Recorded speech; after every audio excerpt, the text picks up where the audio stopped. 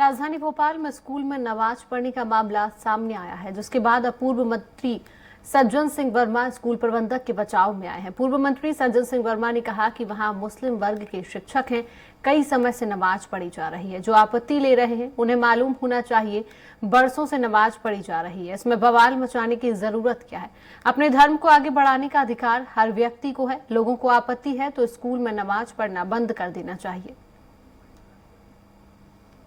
उस स्कूल का स्टाफ जो मुस्लिम है वो कई समय से वहाँ नमाज पढ़ता आ रहा है। उस वर्ग के बच्चे भी नमाज वहाँ पढ़ लेते हैं। नमाज पढ़ाई गई ये शब्द गलत है। ये वर्षों से चल रहा है, आप जानकारी ले लीजिए और जो लोग आपत्ति उठा रहे हैं उनसे ही पूछ लीजिए कि वर्षों से चल रहा है।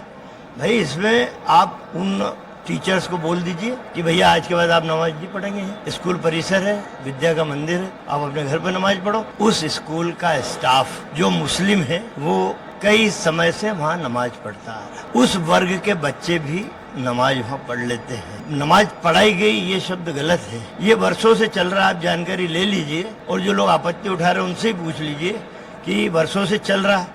भाई इसमें आप उन टीचर्स को बोल दीजिए कि भैया आज के बाद आप नमाज नहीं पढ़ेंगे। स्कूल परिसर है, विद्या का मंदिर है, आप अपने घर पर नमाज पढ़ो। उस स्कूल का तो आज इसी खबर पर हम चर्चा करेंगे। हमारे साथ राजधानी भोपाल से अतुल शर्मा लाइव जुड़ चुके हैं। अतुल, स्कूल में नमाज पढ़ने का मामला सामने आया है, क्या है ये पूरा मामला अतुल?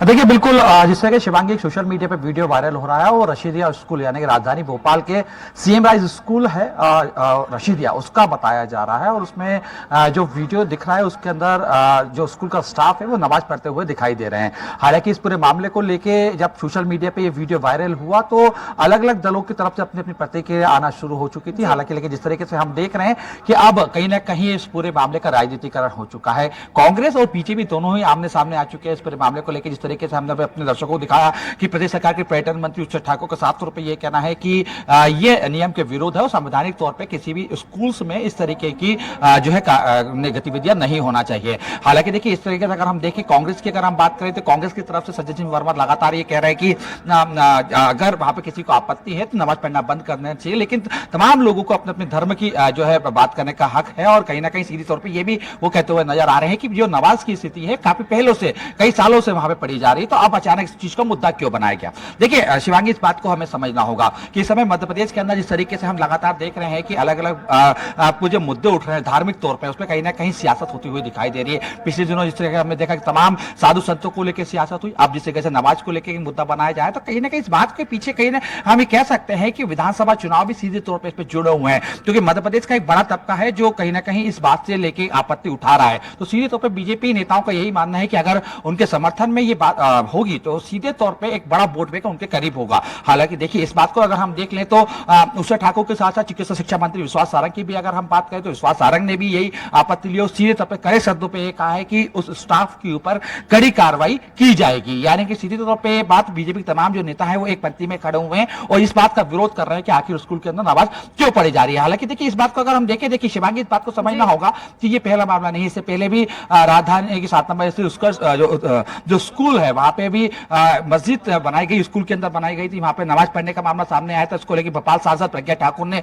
अपनी आपत्ति भी दर्ज कराई थी और स्कूल प्रबंधन के सामने जाके इसको लेकर बंद कराने की बात भी कही गई थी। लेकिन अब जिस तरीके से एक बार फिर से रशीदिया स्कूल का यह मामला है और सोशल मीडिया पर जब पूरा वीडियो वायरल हुआ तो उसके बाद से पूरे मामले का राजनीतिकरण हो रहा है। कांग्रेस का सीधे तौर पर मामला देखिए अल्पसंख्यक वर्ग सीधे तौर पर यह कह रहा है कि अगर नमाज पढ़ रहे हैं तो नमाज पढ़ने में आपत्ति नहीं होना चाहिए। हालांकि शिक्षा का मंदिर है और शिक्षा के मंदिर में इस तरीके यानी कि सीधे तौर पर कोई भी धार्मिक गतिविधियां कहीं ना कहीं अगर हो रहे हैं तो वो संवैधानिक तौर पे सही नहीं मानी जाती है संविधान के तौर पे, क्योंकि शिक्षा के तमाम वहां पे सिर्फ पढ़ाई को लेकर पूरी व्यवस्था की जाती है और धर्म विशेष कोई वहां पे कोई गतिविधियां हो तो उस पर इसी तौर पे शिक्षा की जो नियम है उसके विरुद्ध इसको माना गया है और यही जो है हवाला देते हुए बीजेपी के तमाम नेता नजर आ रहे हैं। कुल मिला के ये कह सकते हैं कि जिस तरीके से लगातार ये दिन बढ़ रहे हैं, यानी कि सोशल मीडिया पे जिस तरीके से ये पूरा वीडियो जब वायरल पूरी तरीके से हुआ और जब प्रतिक्रिया लोगों का आना शुरू हुई तो ये कुल मिला के ये कह सकते हैं शिवांगी कि इस पूरे मामले को एक राजनीतिकरण के साथ साथ अब आने वाले हमारे साथ बीजेपी से नेता विजेंद्र सिंह सोलंकी जी जुड़ चुके हैं। विजेंद्र जी, आपका बहुत स्वागत है स्वराज एक्सप्रेस में। हमारे साथ कांग्रेस से नेता राकेश सिंह जी जुड़ चुके हैं। राकेश जी, आपका भी बहुत स्वागत है स्वराज एक्सप्रेस में। तो सबसे पहले रुक करूंगी मैं विजेंद्र जी का। विजेंद्र जी, स्कूल में नमाज पढ़ने का मामला सामने आया है, पर्यटन मंत्री उषा ठाकुर जी इसका विरोध कर रही हैं, वहीं कांग्रेस पार्टी इसके समर्थन में है। किस नजरिए से देखते हैं विजेंद्र जी?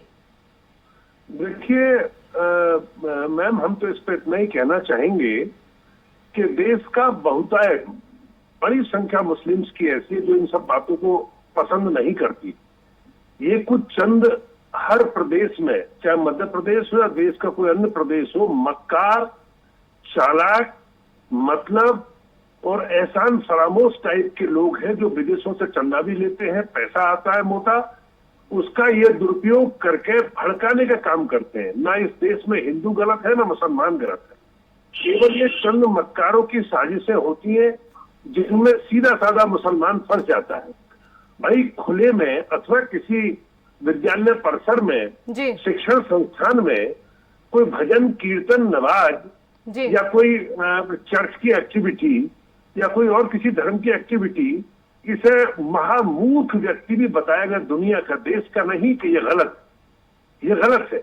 लेकिन कांग्रेस तो उतारू है इस बात पे कि उन्हें कुछ ना कुछ करना, चूंकि कुछ करने के लिए उनके पास है नहीं, इसलिए इस तरह की अनर्गल बातों में, अनर्गल एक्टिविटी में हिस्सा लेना, वक्तव्य देना, भड़काऊ स्थिति पैदा करना, समाज में बंटवारे जैसी स्थिति पैदा कर देना, इनका इसके सिवा कुछ काम नहीं। इन्होंने बड़ा लूटा है देश को। अभी एक सीन मैंने देखा था छत्तीसगढ़ का कि बड़ी बड़ी मोटी 50-50 ग्राम से अधिक की सोने की चैन मुख्यमंत्री तमाम कांग्रेसी नेताओं को, कार्यकर्ताओं को पहना रहे। देखिए इससे क्या संदेश जाता है?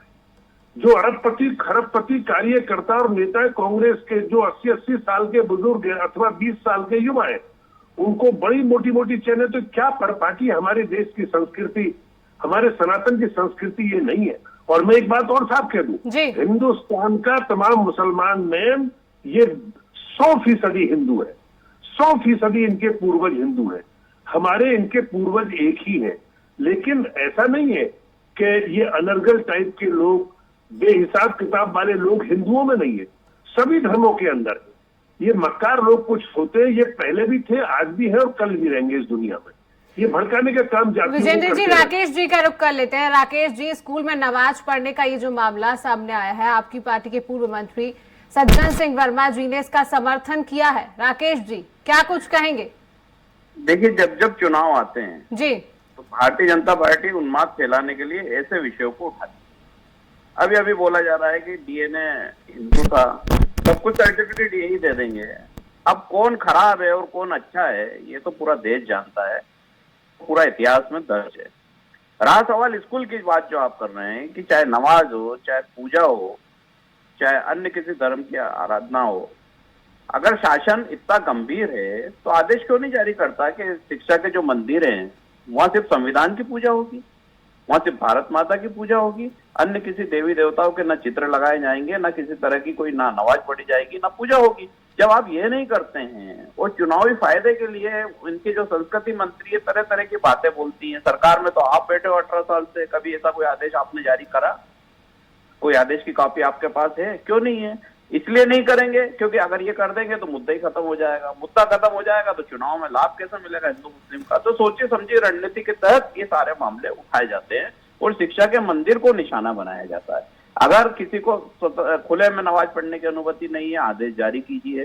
किसी को खुले में आरती करने की अनुमति नहीं है, आदेश जारी कीजिए। किसी को सड़क पे पूरा प्रोग्राम करने की, धार्मिक के आयोजन की नहीं है, आदेश जारी कीजिए। क्यों नहीं करते हैं? और फिर आरोप लगाते हैं, फिर खुद की सरकार है, खुद ही बोलते हैं कि ऐसा हो रहा है और ऐसा नहीं। चलिए विजेंद्र जी से इस बात का जवाब ले लेते हैं। राकेश जी, राकेश जी, विजेंद्र जी से इस बात का जवाब ले लेते हैं। विजेंद्र जी, राकेश जी का कहना है कि चुनावी साल है और चुनावी साल को देखते हुए सोची समझी साजिश है। देखिए मैम, इन्होंने अपने वक्तव्य की, अपने बयान को इस बात से कहकर शुरू किया है कि ये सब बातों को देश समझता है, देश जानता है, जनता जानती है। अरे भाई, जनता जानती है लेकिन आप नहीं समझ पा रहे। जनता जानती है तभी तो 300 350 सीटें लोकसभा की बार बार बीजेपी को और एनडीए को दे रहे हैं। अगर जनता नहीं जानती होती तो 70 साल तक हाथ में नहीं रहते आप। मात्र 9 साल हुए देश बर्बाद कर दिया आपने प्रधानमंत्री ने। लेकिन आप लोगों की समझ में नहीं आ राकेश रही जी, है। विजेंद्र जी की बात हो जाने दीजिए पूरी। राकेश जी, मैंने पीछे भी कहा था, इन कांग्रेसियों को बोलना जोर से बोलना और ज्यादा बोलना। ये 3 काम राकेश जी, विजेंद्र जी की बात हो जाने दीजिए। एक एक करके अपनी बात रखिए। जरा बोलने के मेरे पहले जीवन का अनुभव है कि ये बेवजह बोलने में भी दखल देंगे। राकेश जी, एक एक करके अपनी बात रखिए। राकेश जी, विजेंद्र जी की बात हो जाने दीजिए। नहीं विजेंद्र जी, सुनेंगे आपकी भी ये। आप बिल्कुल ऐसे नहीं लोगों सुनेंगे को आप बिला वजह गलत सुनने के लिए थोड़ी बैठे हैं। गलत सुनना है तो आप अपने सवाल करके बताइए। ये तो इनका सिद्धांत है, ज्यादा बोलेंगे, जोर से बोलेंगे, बार बार बोलेंगे। तो आपका सिद्धांत है झूठ बोलना। अरे भाई, हम जब हमारी बारी आई तो हम कायदे से बोले। पढ़िए ना, एंकर ने हमें रोका तो हम रुक गए। क्या बोला आज तक? लेकिन आप अभी तक भी रुकने को तैयार नहीं है। प्रधानमंत्री ने कभी ये बोला क्या आपकी ये दुर्गति, आपकी पार्टी की दुर्गति, आपकी पार्टी की पोल, आपके पार्टी के नेताओं की पोल अपना हर दिन में दस्तखत होती है।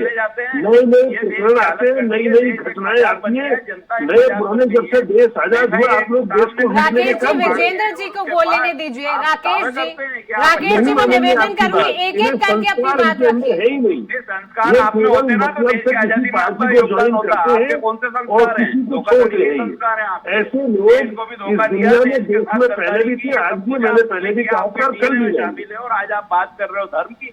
धर्म का बात करने का तो अधिकार ही नहीं है आपको। अरे भाई, इन्हें ही बोल लेने दीजिए आप, मैं शांत हो जाता हूँ, क्योंकि ये अपनी आदत से बात नहीं। क्योंकि आप गलत बोलते आदत हैं, से जनता बात को नहीं आएंगे, भड़काते मैं हैं। बुलवाइए, आपको उनसे बोलने का बुलवाइए। अधिकार होना ही नहीं चाहिए। बोलिए तो सच बोलिए पढ़ के।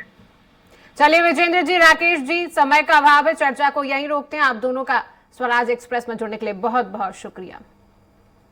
तो बात राजधानी भोपाल की, जहां पर स्कूल में नमाज पढ़ने का मामला गरमाया हुआ है। तस्वीरें भी निकलकर सामने आई है। पर्यटन मंत्री ने स्कूल में नमाज पढ़ने पर आपत्ति जताई है, तो वहीं पर पूर्व मंत्री सज्जन सिंह वर्मा ने इसका समर्थन किया है। देश का संविधान इसकी इजाजत नहीं देता, पर पर्यटन मंत्री उषा ठाकुर का ये कहना। ये तस्वीरें आप देख सकते हैं, ये स्कूल से तस्वीरें निकलकर सामने आई हैं। राजधानी भोपाल का ये मामला, जहां पर स्कूल में नमाज पढ़ने का मामला गरमाया हुआ है।